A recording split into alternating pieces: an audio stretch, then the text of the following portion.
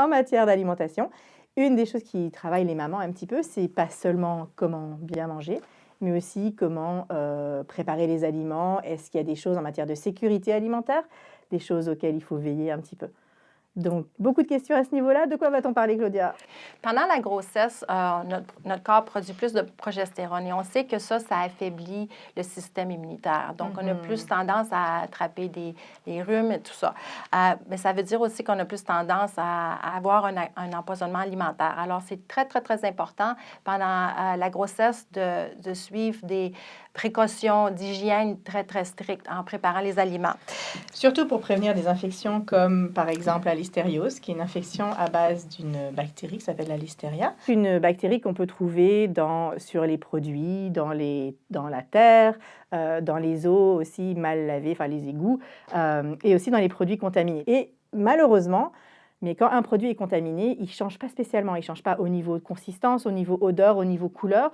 Donc, en fait, c'est très difficile de savoir quel produit, a priori, peut être contaminé. Ce qui est dangereux avec la listériose, c'est que les symptômes peuvent ressembler à des symptômes de la grippe. Oui, c'est-à-dire vraiment de la fièvre, des douleurs musculaires, mais pas spécialement des nausées et des vomissements. Donc, c'est vraiment une infection alimentaire qui n'est pas typique dans sa présentation. Mais par contre, les femmes enceintes sont vraiment susceptibles de l'attraper. Leur facteur de risque est évalué à 10 fois plus élevé que la population normale. Il faut savoir que c'est quand même encore très, très rare, mais c'est très important de respecter les précautions dont tu vas nous parler maintenant. Alors, c'est d'éviter tout ce qui est cru ou non pasteurisé. Ça veut dire les jus de pommes, par exemple, qui sont non pasteurisés, le lait non pasteurisé, les fromages non pasteurisés, tout ce qui est viande ou poisson cru. Le sushi, c'est bon, mais pas pendant la grossesse. Les œufs aussi. Ensuite, il faut faire attention aux fruits et légumes qui sont déjà pré-emballés ou pré-lavés. Alors, il faut toujours les relaver ou pas en acheter tout court. C'est de préparer nous-mêmes. Oui, et puis de toujours bien cuire les aliments. Pour ce qui est des viandes froides, moi, c'est des produits qui sont cancérigènes. Alors, je ne recommande jamais la consommation de viande froide. Mais si on est pour en manger ou en consommer, c'est important de les faire cuire très bien. Et est-ce que les produits qui sont conservés dans les frigos, finalement, ne développent pas de listériose du tout? Non, parce qu'on peut avoir une contamination même dans les aliments qui ont été réfrigérés. Alors, il faut laisser les aliments réfrigérés à la température de la pièce trop longtemps, en fait, pas plus que 2 heures. Pendant l'été, les aliments qui sont à l'extérieur, c'est pas plus qu'1 heure. Les aliments dans un réfrigérateur, pas plus que 3 jours. Les aliments périssables, c'est de vérifier les dates de péremption, être très, très, très, très alerte à ça. Faire bien attention aussi de la façon dont on les transporte. Oui, parce que les sacs d'épicerie, des fois, quand on les réutilise, c'est bien d'être écolo, mais un sac en coton qui a eu du jus de viande cru dedans, ben là, c'est un risque très élevé de contamination. Ouais.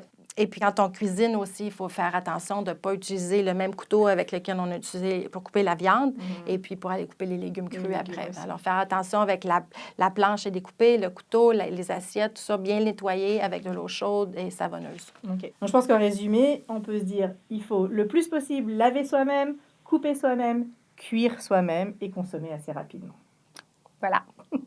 Est-ce qu'il y a d'autres choses auxquelles il faut faire attention pendant la grossesse? Il y a plein d'autres choses, mais une qu'il faut faire attention le plus, c'est le mercure. Le mercure est un métal lourd qui s'accumule dans le système, donc les systèmes des poissons que l'on mange. Le poisson est élevé en fer, élevé en protéines et aussi en oméga 3. Alors, c'est un aliment très sain, surtout pour le développement du cerveau du bébé. On en recommande donc au moins 2 portions par semaine, minimum, de fruits de mer ou de poissons.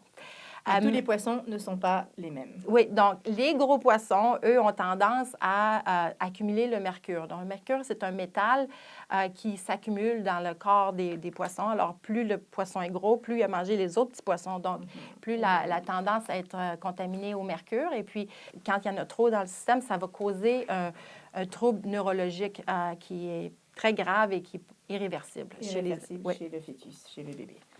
Donc, quels sont les poissons qu'on recommande? Bon, bien, en fait, pour ce qui est les bons poissons, c'est tout ce qui est les petits poissons. Le hareng, tu m'aideras parce que j'ai une grande liste où on peut aussi aller sur le site de Santé Canada pour la liste exacte de tout. Exhaustive, oui. Mais en fait, tout ce qui est petits poissons, éperlans, hareng, saumon. Le saumon. Le saumon, les huîtres, les palourdes, tout ce qui est petit, ça va. La sole, la truite, entre les deux, ça serait les thons en canne parce que les thons en canne, le thon pâle est moins élevé en mercure. Alors ça, on peut en consommer jusqu'à 4 fois par semaine. D'autres petites choses aussi? La vitamine A pour les personnes qui aiment manger des abats et le foie? Oui. Faire attention?